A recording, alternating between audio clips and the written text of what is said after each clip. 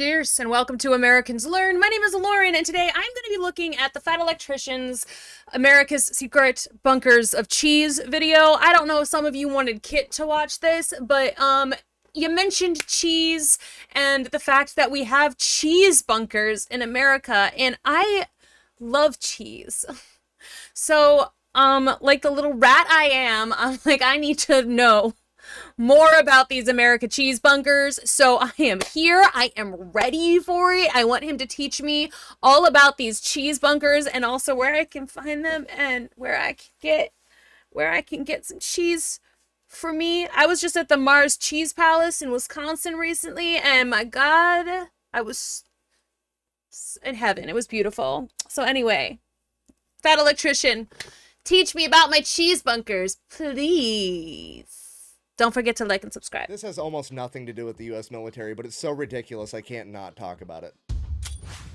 Today we're talking about America's strategic cheese reserve. Yeah, if you didn't know, the United States currently has over 500 underground cave warehouses spanning across 35 different states, the largest of which is underneath Springfield, Missouri, where America, as of August 2022, currently hoards 1.5 billion pounds of cheese. And just for the record, I realize I'm uploading this video very close to April Fool's Day. This is not an April Fool's joke. I am 100% serious. El Dorado is real, and Uncle Sam made it out of cheese. Look, El Dorado, the city of gold. And I know what you're thinking. Right now, you're like, wow, that's a cool little factoid. I can't wait to share that with my buddy at the bar one day. But no, this is going to infect your thoughts for the rest of your life. You're never going to see the world through the same lens ever again. I mean, for example, let's just say you're at home watching The Walking Dead. You're gonna come to the realization there'd be way more fucking cheese in the apocalypse than that, okay? You're never gonna be able to watch Mad Max again without thinking about cheese. You have to come to the terrifying realization that you live in a world where there is a greater than 0% chance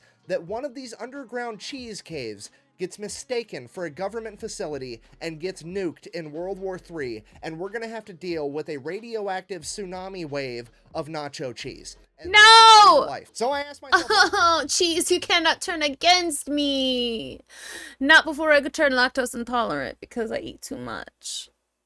You do not turn against me, cheese. Question, how on earth did America get to this point? Because I know it didn't happen overnight, and what I found was the craziest real-world example of a butterfly effect that I have ever seen. And believe it or not, it all actually ties back in with last week's video of the ice cream ships of World War II. If you missed that, the super abbreviated version, basically the US government banned alcohol during Prohibition in the 1920s. Because of that, all the bars in America turned themselves into ice cream parlors to stay in business. Ice cream stepped up to fill the social void left by alcohol. If so facto, there was like 2 generations of Americans that treated ice cream like it was alcohol, socially speaking.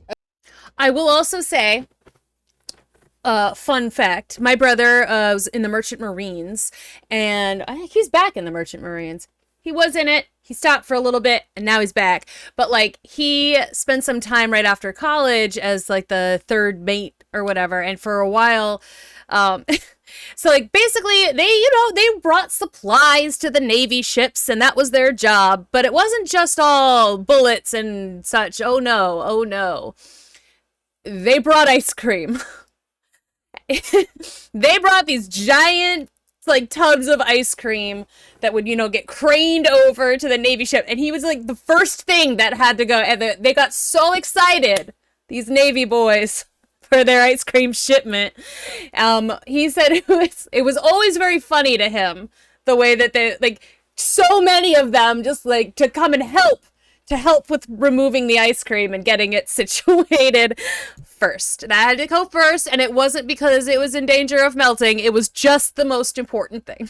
So I don't know if that was just the case on all the ships that he delivered ice cream to, however many that was. It might not have been that many, but I just, ice cream remains special, and it should remain special. As I'm sure you can imagine, this would drive up dairy consumption. Combine that with the fact that the 30s and 40s is when refrigeration would become readily accessible, meant that for the first time in human history, there was such a demand for dairy products that farmers could exclusively become dairy farmers, meaning that this would be the birth of the entire dairy industry. And honestly, it worked out great. right up until it didn't in 1949. 1949, 4 years after World War II, the American military is downsized, there's not an entire horde of young men eating 10,000 calories a day, and America's not exporting anywhere near as much food to other countries for war relief, meant that there was a decrease in dairy consumption, or a dip in the dairy market. As this became a bigger and bigger problem, the government had to step in because they weren't about to let the entire dairy industry implode, because, I mean, let's face it, that would be utter catastrophe. So the USDA stepped in and said, hey, you know what, we're gonna buy all the excess milk. Okay, pause. Thought experiment. You're a dairy farmer. You make all of your money by selling milk. And then suddenly, a couple years back, motherfuckers quit drinking milk, aka you made less money. Now the government has come out of left field and said, hey, we're gonna buy all of the milk.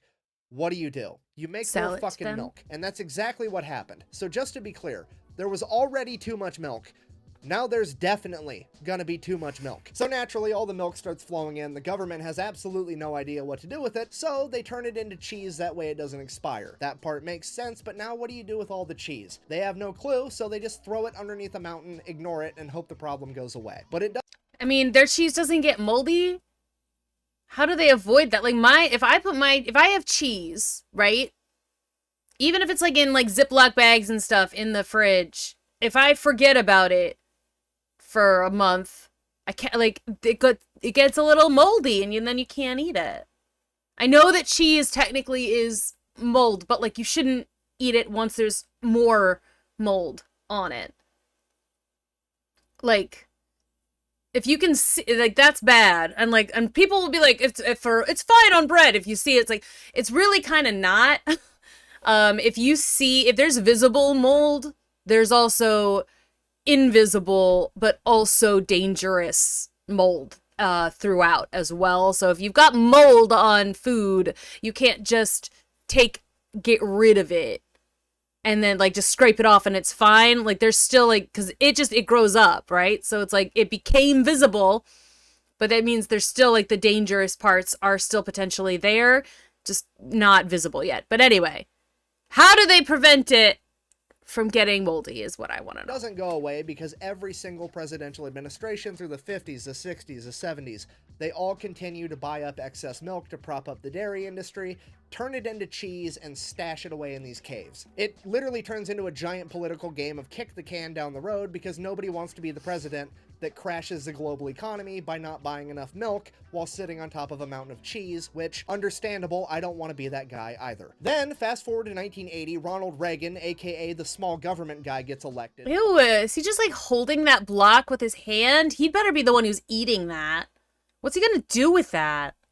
Ew. Finds out that the US government is sitting on top of 500 million pounds of cheese and spending $1 million a day to refrigerate and store it, and he looks at this whole issue like a beaver looks at running water. Absolutely fucking not. We can't have it. So his administration goes about figuring out the cheapest way to solve this cheese problem. Obviously, we're gonna throw it all in the ocean. However, having... Oh my god. Just, okay, look. Sorry. Fuck Ronald Reagan. We try not to swear too much on this channel, but did that man ever have an idea that wasn't terrible for everybody? God. Ugh, that man can be... So many of our issues today can be traced back to Ronald fucking Reagan. This is what happens when you let, like, actors / reality TV show hosts be president. It's like sometimes, you know, let entertainers be entertainers. Stay in your lane. How about that? Why is that so difficult? Just like be in your lane and stay in it. And don't try to like run the world. Anyway, sorry. Ronald Reagan rant, not forthcoming. However, having at least the foresight to understand that that would cause political backlash, he wanted to see how the public would receive it, so someone from his administration shows up to a White House press conference with a 5-pound block of moldy cheese and is like, hey. Oh, it was moldy. Okay. It did get moldy. Ew, so he's just holding moldy cheese. Ronald Reagan! This feels like the gimmick that Barack Obama did with the, like, drinking the water in Flint. It's like, it's fine. It's fine. I can drink it. And he, like, it's like, it's like, ugh. Y'all Politicians need to stop doing these dumb freaking gimmicks. Sorry, we're not talking about politics. We got 500 million pounds of this shit. How would you guys feel if we threw it in the ocean? It'll be fun. We'll save money on cheese. We're going to find out if blue whales are lactose intolerant. It's going to be a great science. Ugh. The public did not go for it. They kind of No. Hey, I've paid taxes for the last 40 years. You've turned those taxes into cheese. I would at least like the cheese. So then the Reagan administration took the 55-gallon drums of cheese, cut it up into 5-pound blocks, packaged it, and spent the remainder of his administration funneling 300 million pounds of cheese into impoverished and elderly homes. And this is where we get the saying government cheese from. I've never ever heard the saying government cheese, but I think I'm about to get a Tommy Boy clip for it. So You're gonna end up eating a steady diet of government cheese and living in a van down by the river. Oh, okay. You know what? I have seen that skit before. I just said, you know, it did government cheese just blew right by me. The US government would then continue to give out government cheese until the 1990s when they seemingly ran out, because as of today, all 1.5 billion pounds of underground secret cheese in America is privately owned by corporations like Kraft and Velveeta. And this is the part where I wanted to end the video on a happy note of the government made a mistake, they fixed a mistake over 50 years, happy ending. Hooray. However, it didn't really make sense because something happened in the 1990s where the government was able to stop buying the excess milk. What happened? And that's when it hit me. It was absolutely the Got Milk ad campaign, the biggest, most iconic ad campaign of all time. I mean, every cafeteria in every school in America had a bunch of posters of famous athletes with milk mustaches saying, "Got milk, drink your milk." There was a Michael Jordan one in the nurse's office at my elementary school. I spent a lot of time looking at that particular poster because I got bored in class and didn't want to be in class, so I would fake headaches a lot, and then, because headaches were the thing you faked, because then I would go to the nurse's office and with a headache, and I would often get these little cheese crackers, and then I would just get to lie down in the dark for a little while. It worked like every single time. I didn't always get the crackers. I really liked the crackers. I was kind of going for those. But like, I also just got to lie down in the dark for a while. But there was a Michael Jordan poster right there. And I was like, you know what? Better than math class. So that's what, you know, my delinquencies started early. I vividly remember commercials as a child telling me that if I didn't drink enough milk, my arms would literally fall off my body. Well, Mr. Miller told me he never drinks milk. Look at him. Oh, that's not good. Got milk. Surely this is what inspired an entire generation of Americans to eat and drink more dairy products, right? I mean, yeah, probably. The 90s were a time, y'all. I don't remember that specific commercial, but I remember commercials like that.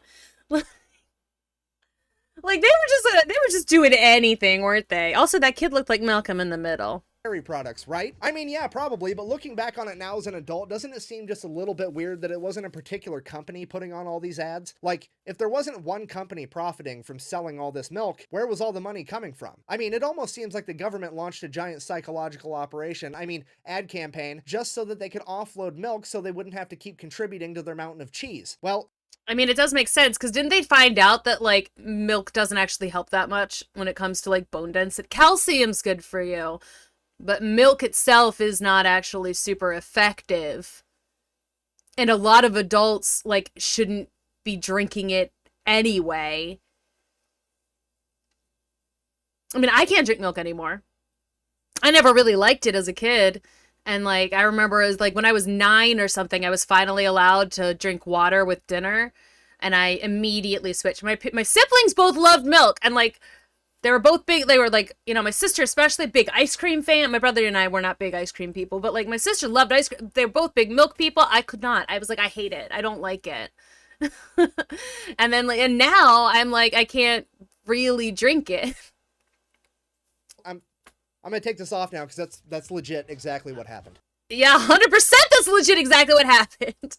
In 1995, the U.S. government created a non-profit organization known as Dairy Management Incorporated, and therein... Oh my god, there's no way that That is what that logo is. Okay, just look. Look at the little eye there. Just look at the eye. Just look at the DMI. Look what the eye. Just saying. It's a little weird. It's not a good logo. It's a bad logo. It's a bad logo. Entire job was to get the American people to eat and drink more dairy products. Why is there a mount? Like, is that, what is the M? Like, okay, so the circle and the D is supposed to be a drop of milk or something. Okay. The M looks, I can't tell what that's supposed to be. Is it like a mountain or is it like a cow nose? I don't know. And the eye, well, you know what the eye looks like. It's a bad logo.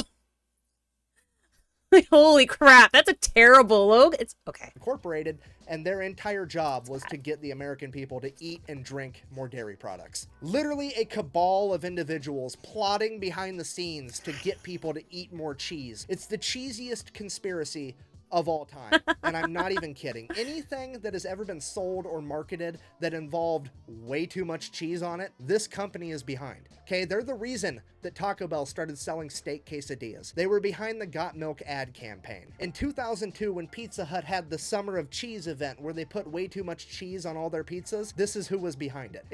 But the thing is, though, a lot of that stuff I'm not mad about. I do like cheese. Cheese is good. Domino's always asks, you want to cheese it up? I'm like, yes, please, Domino's. Cheese it up. Remember when Pizza Hut had like the stuffed crust pizza? Like, I remember stuffed crust pizza. I wanted it so badly every single time. And like, we went to Pizza Hut like 4 times when I was a child.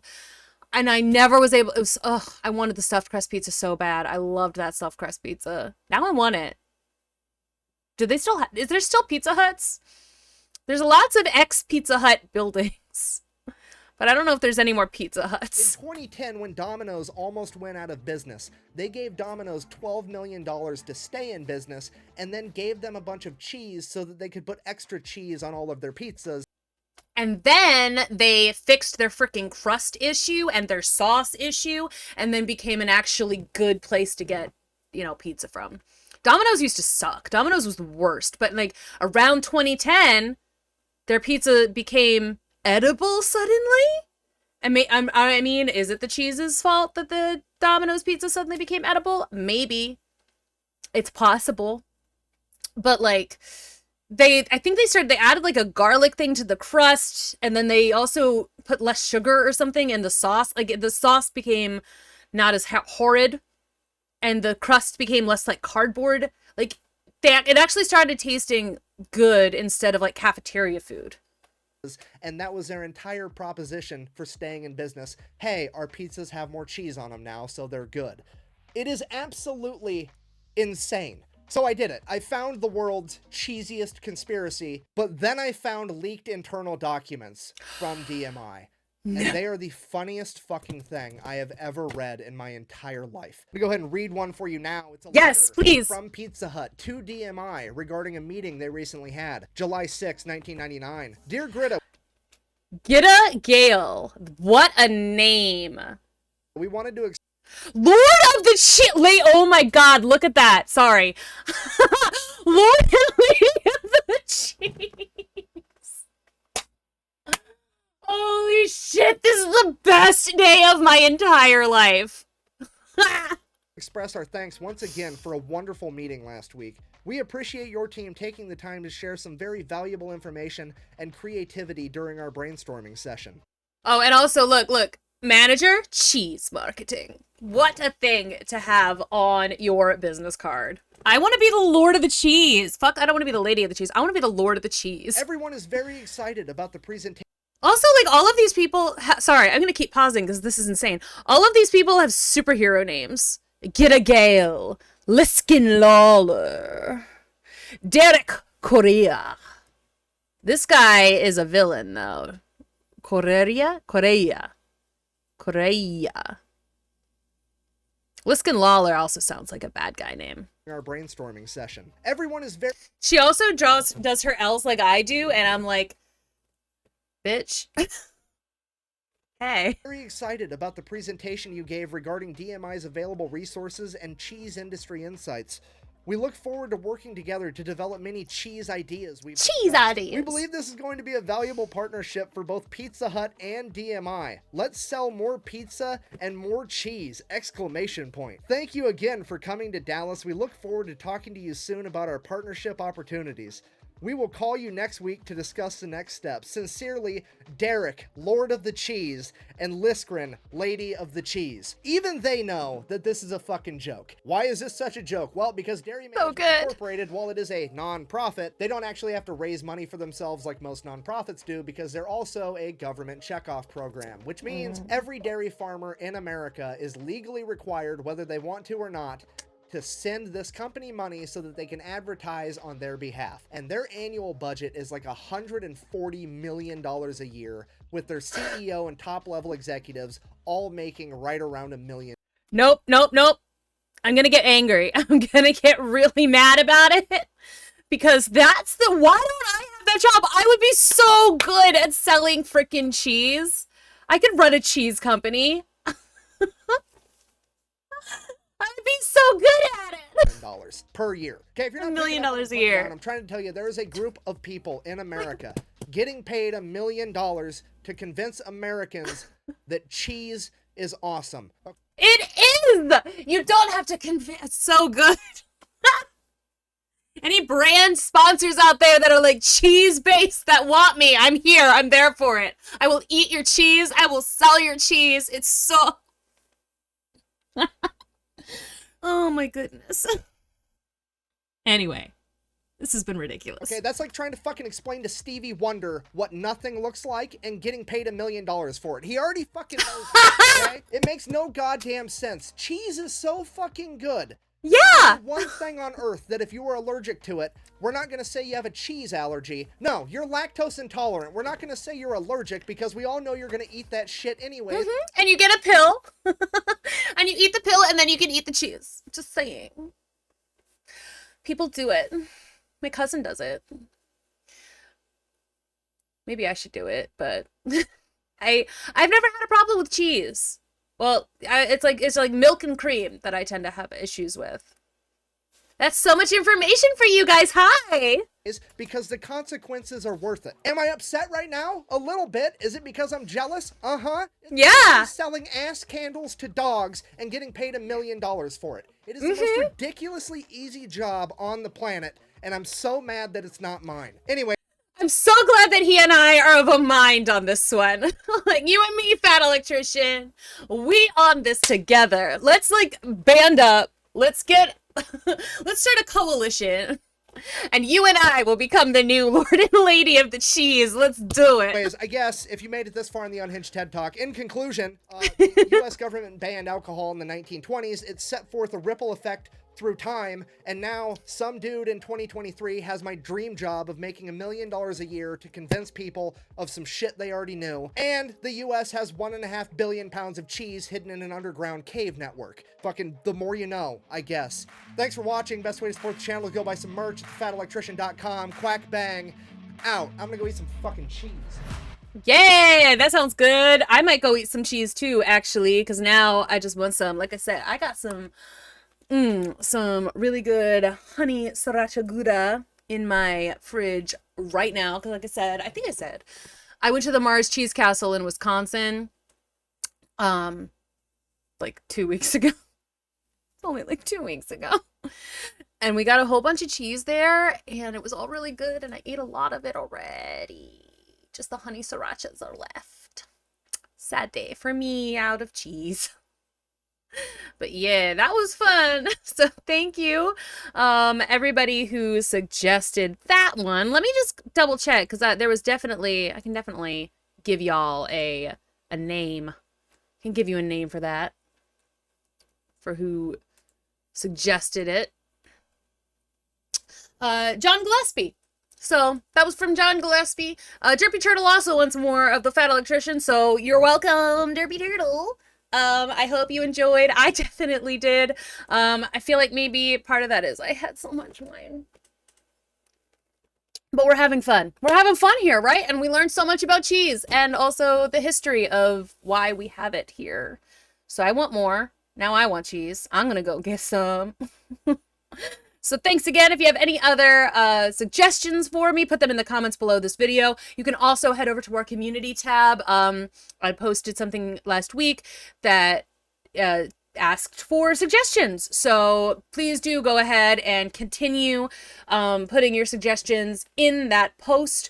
I will continue to look at it. I've been going back and checking it out every day or two. I'm not necessarily clicking, like, acknowledging every single post there, but I am at the very least reading every single one. And so there's been several instances where I've copied the suggestions and put them on my various lists that have so many ideas, so many suggestions. So I really do appreciate everything. I've got so many suggestions right now. So thank you all so very much. And again, if there's something that we've missed or that, like, it's been a while and you were just, like, wondering, go ahead and put it in that particular post in the community tab on the on our page, and I could potentially get you some answers. So thank you again. I will see you in the next one. Until then, may the cheese